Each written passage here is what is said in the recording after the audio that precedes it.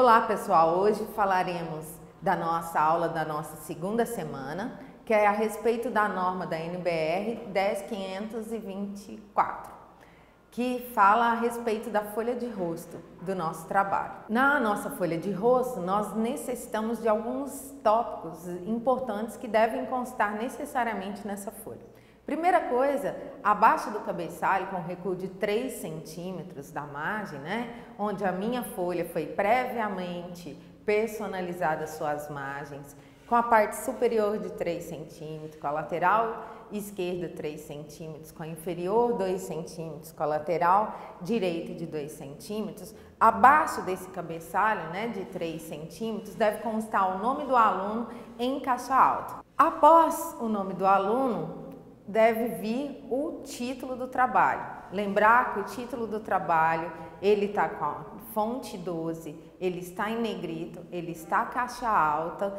e se houver 2 pontos, tudo que tiver depois de 2 pontos não tem negrito, não está em caixa alta. Após o título, nós vamos fazer um recuo, de uma citação que vai indicar para a gente qual é o tipo de trabalho, por que está sendo utilizado essa folha de aprovação.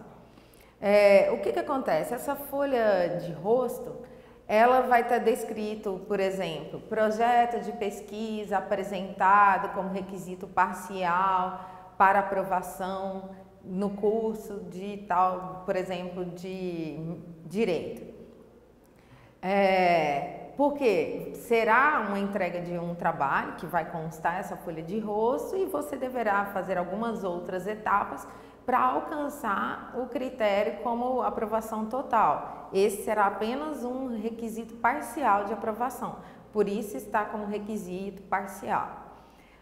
Após essa citação, que está recuada com fonte 10, com o recuo normalmente está de 7 centímetros, contando os 3 da margem mais 4, o que nós devemos ter? O orientador. Quem foi o orientador? Eu sempre falo pelos meus alunos, pelo amor de Deus, coloque o nome do orientador inteiro. Ele não é só o primeiro nome, ele tem um sobrenome. Então você deve colocar a titulação do seu orientador e todo o nome dele. Se houver uma coorientação, a mesma coisa, você vai dar um espaço de 1,5 centímetros, escrever a palavra coorientador, colocar 2 pontos, pôr a titulação do seu professor e o nome dele completo. Após toda essa descrição, você finalizará com a cidade e com o ano que está sendo realizado o seu trabalho. Exemplo, Paracatu, na linha de baixo, 2017. Tanto a palavra Paracatu quanto 2017 deve estar centralizado. O seu nome lá no topo deve estar centralizado. O título deve estar centralizado. Agora, a citação menor, que vai estar indicando para que está servindo o seu trabalho, eles devem estar com recuo à direita. NBR 12225, que trata sobre lombada. Essa lombada, ela serve para demonstrar para nós o que existe no nosso trabalho. Então, assim, eu tenho que ter o nome do autor na lombada. Primeiro, o que é lombada? É aquela lateral do livro, que a gente tem um escrito. Essa lateral, ela é chamada de lombada. Então, eu tenho que ter o nome do autor, eu tenho que ter o título, eu tenho que ter volume, fascículo, ano, páginas, a numeração de páginas, a quantidade de páginas do trabalho, se houver a necessidade. Senão, a gente normalmente, vai depender da gráfica e da editora, que vai pedir com o número de página ou não. Na grande maioria, a gente vai colocar data, fascículo, volume se houver, número se houver, título e autor. Qual a importância, então, que a gente diz a respeito dessa lombada? Essa lombada, ela facilita a busca desse trabalho, por exemplo, na biblioteca, quando você vai fazer uma consulta didática, né? Vai numa livraria e necessita fazer uma consulta de um determinado tipo de trabalho, você vai buscar pela lombada, porque a lombada ela vai te facilitar a não só achar o autor, como o título do seu trabalho. Notas de rodapé.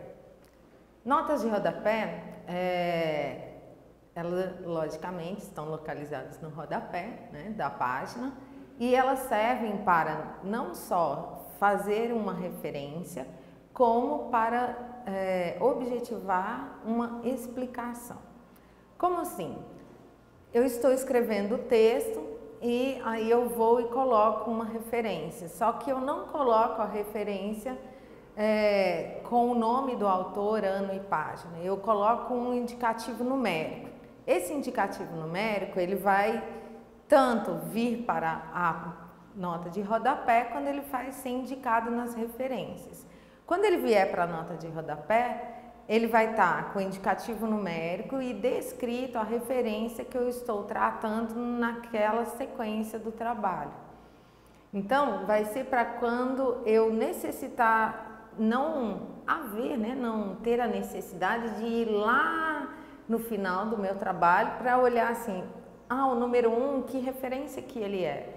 Não, eu já estou na página que está a numeração, embaixo, no rodapé, já está indicando qual é a referência que eu estou utilizando. Agora nós temos um outro tipo de nota de rodapé, que são as notas explicativas.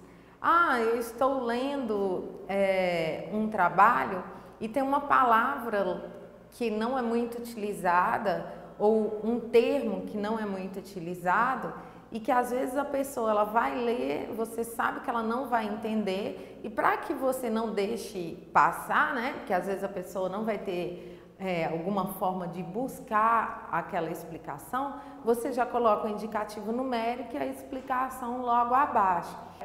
Lembrar que a letra, o tamanho é fonte 10, não é o mesmo tamanho do texto. O espaçamento é simples, porque senão vai ficar uma nota de rodapé quase maior que o texto, dependendo da intensidade de explicação que você for colocar.